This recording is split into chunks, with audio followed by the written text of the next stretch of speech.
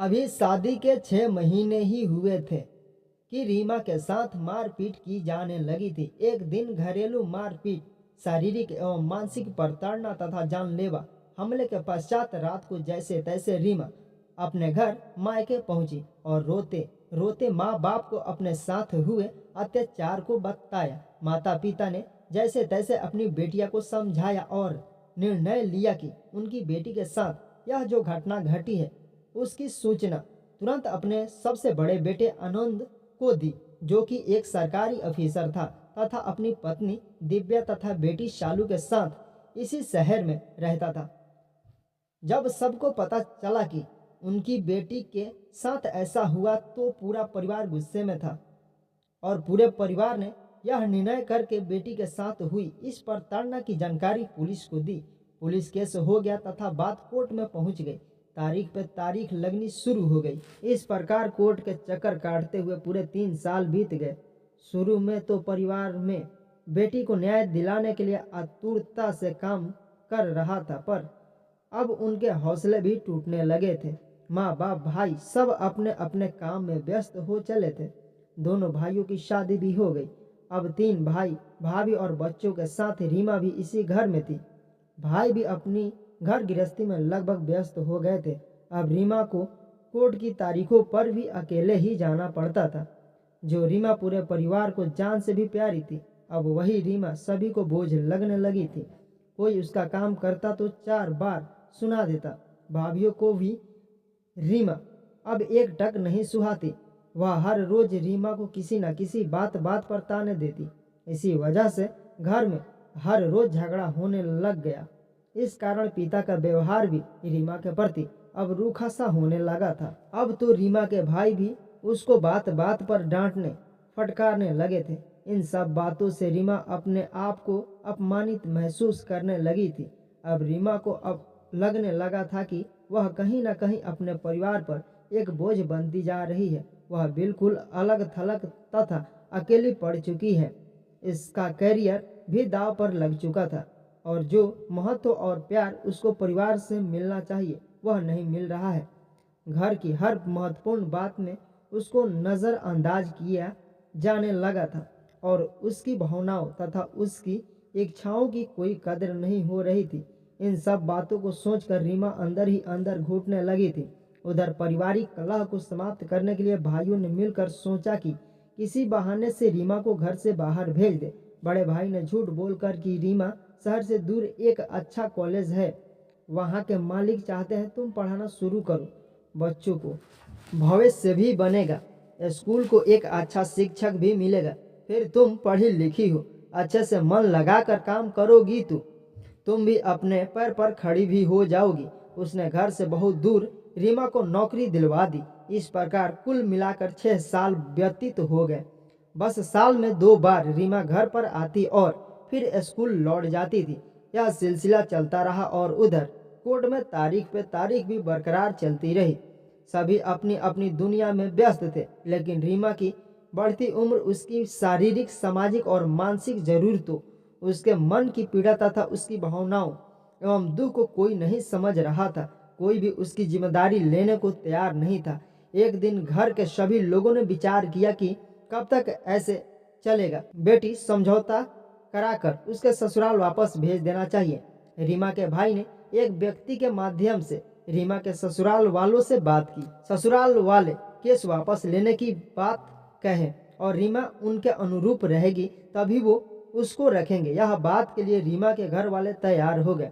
अब बस पूरा परिवार रीमा के घर लौटने का इंतजार करने लगा। 6 महीने बाद रीमा जब घर आई तो वह सफर से बहुत थकी हुई थी, सो बिना कुछ खाए ही सो गई। दूसरे दिन भैया भाभी तथा रीमा के माता पिता उसके अलग बगल बैठ गए तथा रीमा से बातें करने शुरू कर दी। सभी रीमा का हाल चाल पूछ रहे थे। रीमा भी अपने आप को थोड़ा रिलैक्स महसूस कर रही थी।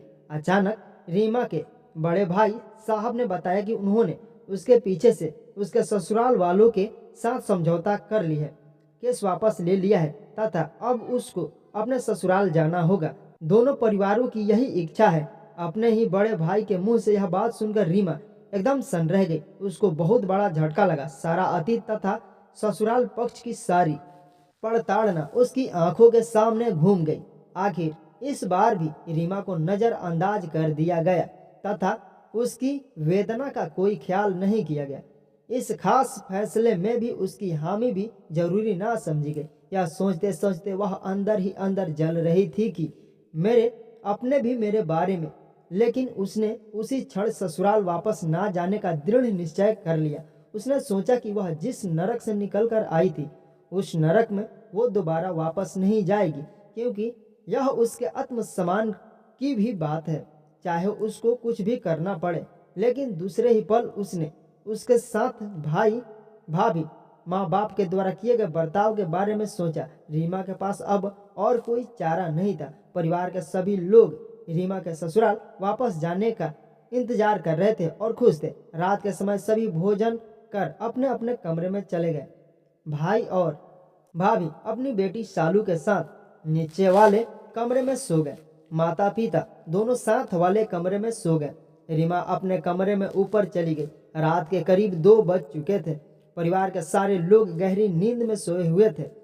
चारों तरफ सन्नाटा छाया हुआ था। लेकिन आज की रात रीमा के लिए बड़ी भारी थी। उसके दुख वेदना तथा पीड़ा का कोई सहारा ना था, क्योंकि उसके मन की बात ना कोई सुनना चाहता था, ना ही कोई सुनने को तैयार था। रात के साथ उसकी बेचैनी बढ़ती चली जा रही थी। तभी सहसा वह बिस्तर से उठी और उसने अपने टेबल से पेन कागज उठाया और जल्दी जल्दी कुछ लिखने लगी। इसके बाद उसने दबे पांव चुपके से उठकर घर के किसी कमरे से एक रस्सी ली और गले में रस्सी फंसाकर फंदे से झूल गई। सुबह जब उसकी भाभी उसको जगाने ऊपर उसके कमरे में गई तो रीमा को देखकर उसकी चीख निकल गई और वह जोर से रोने लगी। रोने की आवाज सुनकर घर के सभी लोग ऊपर आ गए और अपनी ही बेटी का ऐसा मंजर देखकर वहीं बैठ गए। फिर कांपते हुए हाथों से भाइयों ने अपनी बहन रीमा की लाश को फंदे से नीचे उतारा और बेड पर लेटा दिया तथा टकटकी लगाकर उसकी ओर देखने लगे। तभी मंझले भाई की नजर एक खुले पेन तथा एक कागज पर पड़ी। उसमें कुछ लिखा हुआ था। उस कागज में और कुछ नहीं, रीमा के द्वारा बयां किया गया आखिरी दर्द था। उसमें लिखा था, पूरे परिवार को मैं बहुत प्यार करती हूँ। मैं इसलिए यह कह रही हूँ कि मैं पिछले काफी समय से अकेली पड़ गई थी। मेरी वजह से परिवार का माहौल भी ठीक नहीं रहता था। घर में कलह होती थी। मेरी वेदना, पीड़ा, भावना और अकेलापन के दर्द को कोई समझना नहीं चाहता था। कल की घटना के बाद तो मैं बिल्कुल ही टूट गई थी। भाई, बस आप लोगों से यही बोलना है, अगर आप लोगों की बेटिया के साथ यह हो तो जरूर आप लोग उनका साथ अंत तक दीजिएगा। जैसे मुझे बीच में अकेला छोड़ दिए, उनको मत छोड़ दीजिएगा। परिवार से माफी। आपकी रीमा। सभी भाई और भाभियों को तुरंत अपनी गलती का एहसास हुआ, लेकिन तब तक बहुत देर हो चुकी थी। माँ बाप अपने आप को अलग दोषी ठहरा रहे थे। सभी रीमा से माफी मांगते हुए एक ही बात सोच रहे थे कि काश हम एक बार भी रीमा को बोझ ना समझकर सहारा समझते तो आज बेटियां जिंदा होती। यह कहानी आपको कैसी लगी हमें कमेंट करके जरूर बताएं, और ऐसी ही नई नई कहानियाँ सुनने के लिए हमारे चैनल को प्लीज़ सब्सक्राइब करें। थैंक यू दोस्तों, इस वीडियो को पूरा सुनने और देखने के लिए।